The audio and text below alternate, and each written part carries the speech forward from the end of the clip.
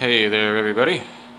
Looks like kind of a short day today as we're waiting on a few things, but one thing I can do is cut the clearance for the ductwork for the larger heat pump unit that's going in the middle of this ceiling. The one like this one right here. This will be the output duct.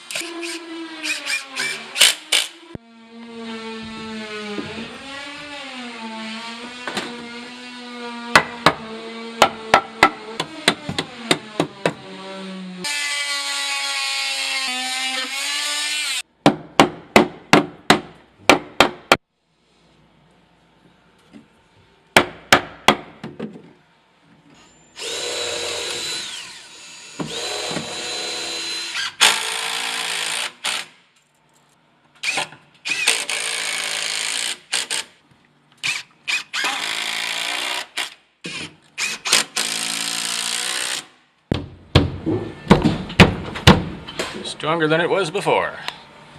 And now it's helping to prop this floor up. So, partway into the ceiling here, we've determined that it doesn't make any sense. And we're going to have to do some reframing here to get ductwork through. Of course, without disturbing the floor up there.